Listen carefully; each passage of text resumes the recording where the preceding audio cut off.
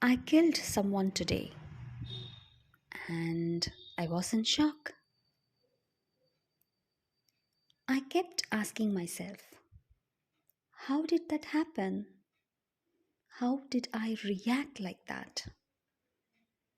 And then slowly, something deeper started unfolding inside me.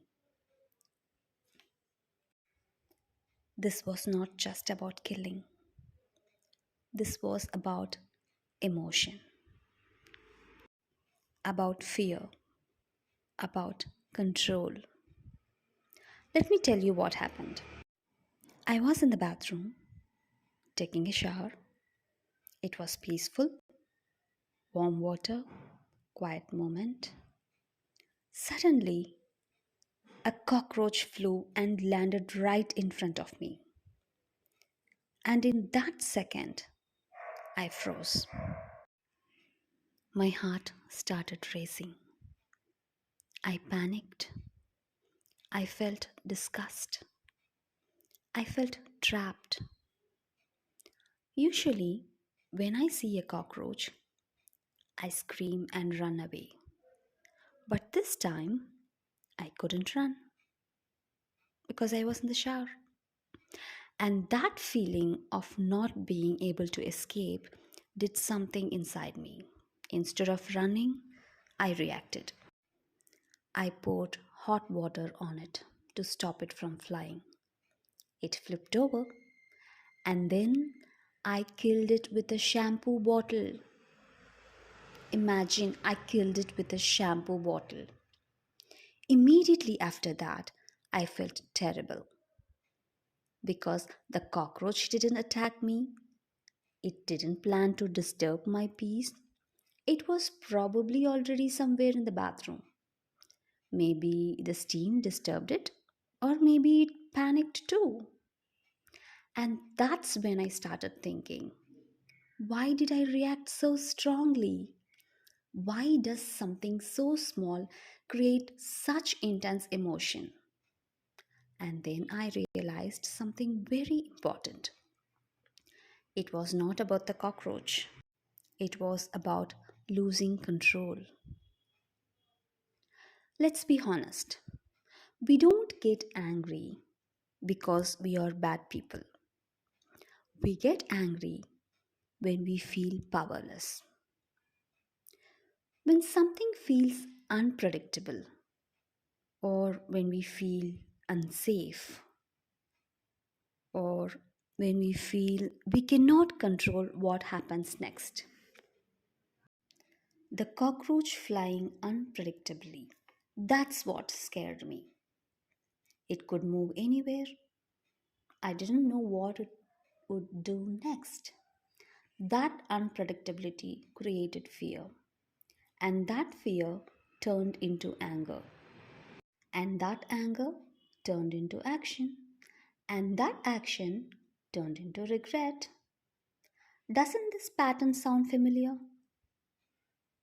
In relationships, when your partner says something unexpected, or when a child behaves in a way you cannot control, or when someone disrespects you, or when things don't go as planned. What happens? Fear. But we don't say I'm scared. We say I'm angry.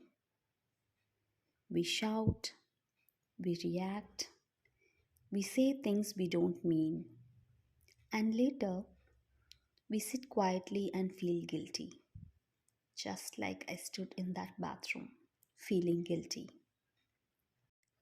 Let's go deeper. Why does unpredictability disturb us so much? Because control gives us safety, control gives us stability, control makes us feel powerful. But life is unpredictable, isn't it?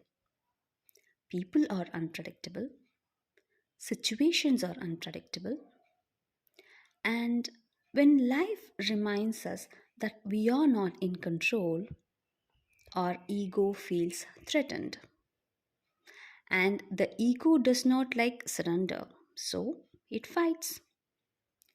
It fights sometimes through anger, sometimes through blame, sometimes through dominance. But underneath all that is fear. I asked myself another question. Instead of killing, how could I have handled it? Maybe I could have just stepped aside, or maybe I could have calmly finished my shower, or maybe I could have accepted that it would not harm me, or even before that, I could maintain cleanliness regularly to prevent such situations.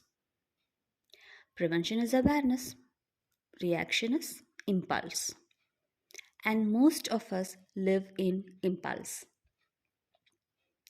Now, think about your life. How many times have you reacted just because you felt cornered? How many times have you raised your voice because you felt unheard? How many times have you hurt someone just because you felt helpless? We think we are reacting to other person, but most of the time we are reacting to our own fear. Here is something important. Not everyone handles fear the same way. Some people withdraw, some people attack, some people manipulate, some people cry. Different coping styles. But the root emotion is often the same: fear of losing control, fear of rejection, fear of unpredictability, fear of not being enough. When I reflected on the cockroach, I even thought about empathy. It was just being an insect. It crawls because that's how it moves. It flies because that's how it survives. It lives in certain environments because that's its nature, right? Why was I expecting it to behave differently? And then I smiled at myself. We do the same with people. We expect people to behave according to our comfort. We expect them to match our emotional capacity. We expect them to respond the way we want. And when they don't, we react. But here's the truth: not everything uncomfortable needs to be destroyed. Sometimes it just needs to be understood. Emotional maturity is not about never feeling fear, it is about recognizing it before it turns into anger. It is about saying, I feel scared right now, instead of how dare you. It is about pausing. Even 5 seconds of pause can change a reaction. If I had paused in that bathroom, if I had taken one deep breath, maybe the story would be different. Maybe the cockroach would still be alive. But more importantly, I would have responded instead of reacted. And this is the lesson. When we feel out of control, we must bring control back to the only place we truly have it. That is our thoughts, our response, or interpretation. Because we cannot control every situation, we cannot control every person, but we can control how we respond. And that is emotional intelligence. So, next time you feel anger rising, ask yourself gently, am I angry or am am I scared? Am I reacting to them or reacting to my fear of losing control? The cockroach didn't need to die. The fear needed to be understood. And maybe that's true in many areas of our life. Before we destroyed something outside, let's understand what is happening inside.